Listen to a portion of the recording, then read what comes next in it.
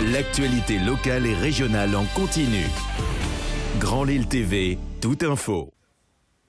L'information près de chez vous, en continu, c'est sur Grand Lille TV. Ne bougez pas tout de suite. Le flash suivi des prévisions météo et puis de l'info trafic.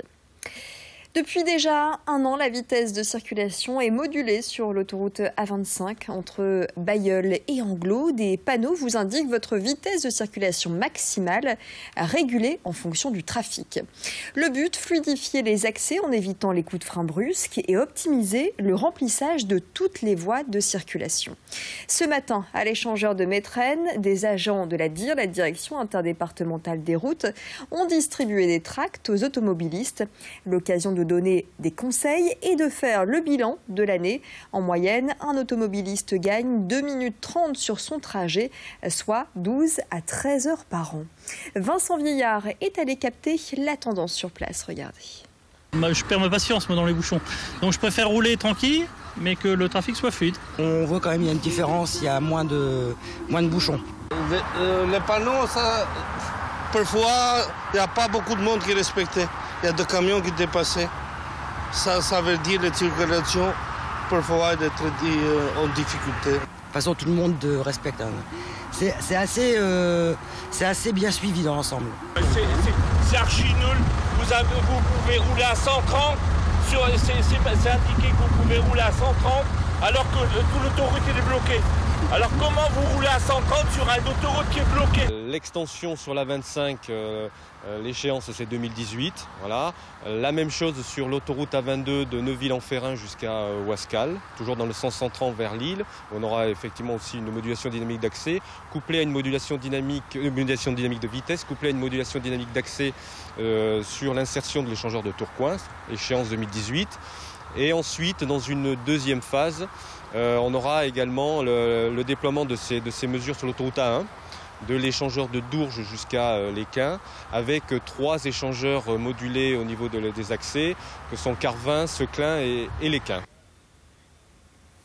Un emploi pour la rentrée, c'est le nom de l'opération lancée en ce mois de septembre par une entreprise appelée Oxia Live. C'est la 4e édition. L'entreprise arageoise propose aux demandeurs d'emploi de diffuser leur CV sur des écrans géants et lumineux. Aujourd'hui, une trentaine d'agglomérations en France sont équipées de ces panneaux. Alors c'est gratuit et c'est surtout un coup de pouce aux demandeurs d'emploi pour diffuser le plus largement possible leurs compétences et leur expérience professionnelle. Les potentiels recruteurs peuvent ainsi découvrir les CV au volant ou bien plus en détail sur le site internet d'Oxia Live. Écoutez ces explications. Alors pour l'instant, nous sommes aujourd'hui à peu près une centaine de CV. Il y a 3 ans, nous avions eu plus de 600 participants et 15% des gens notamment avaient pu trouver un emploi. Et là encore, régulièrement, on a aussi des gens qui nous demandent de retirer également leur annonce par anticipation, du fait en tout cas en nous remerciant d'avoir pu trouver en tout cas un job par anticipation. On a une très grande diversité en tout cas de participants, de toutes les professions. Ça va du conseiller funéraire dans les milieux sociaux, aux managers, aux services communication. Et on a également des gens de tout âge qui participent. Après, c'est sur la base du volontariat. Amateurs de concours de beauté, notez bien cette date. Le 24 septembre aura lieu le concours de Miss Nord-Pas-de-Calais 2016. Ça va se passer à Orchy. En lice, 18 candidates qui vont tenter de décrocher le précieux sésame. Celui qui les mènera sur la scène du concours de Miss France aux côtés de Jean-Pierre Foucault. Elles viennent d'un peu partout dans la région, la Flandre, la Pévèle, le Valenciennois ou encore la métropole lilloise. Elles affichent toutes un sourire éclatant et une motivation intacte. Hier, elles étaient présentées à l'occasion d'une conférence de presse.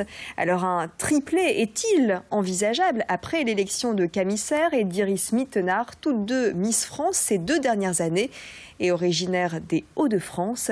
C'est la question que Xavier Silly est allé poser. Le jury à Miss France est quand même trié, comme nous on le fait déjà au niveau régional. Ce sont des gens qui vont agir en conscience. C'est le vote du public, au final, qui détermine Miss France. Et donc, si elle convainc les ch'tis de de ses qualités. Je pense qu'on peut avoir une Miss Nord-Pas-de-Calais qui soit portée par le public comme l'ont été Iris et Camille avant. Évidemment, il faut être sélectionné parmi les 12. Et là, il suffit d'envoyer une jeune fille de qualité, qui a les qualités requises. On fera tout ce qu'il faut pour ça. Le public du Davo Arena fera tout pour ça. Et voilà. On a déjà prouvé 2 fois qu'on avait une très belle région, avec de très jolies filles. Donc je pense pas que ce soit une pression, je pense plutôt que c'est une belle chance pour nous. Ça met pas la pression, justement, ça nous motive. Je pense que ça veut dire qu'on a une région forte en valeurs, en filles qui sont quand même mignonnes et aussi intelligentes. Pourquoi pas 3 Madame Tellier l'a tout à fait dit, donc pourquoi pas. Camille et Iris sont toutes les deux bien évidemment différentes, mais pour moi ce sont réellement des exemples en tant que Miss. On n'a qu'à suivre le chemin pour y arriver. Elles ont réussi des très beaux parcours sans erreur. Et après, il y a eu une blonde, une brune, pourquoi pas une rousse.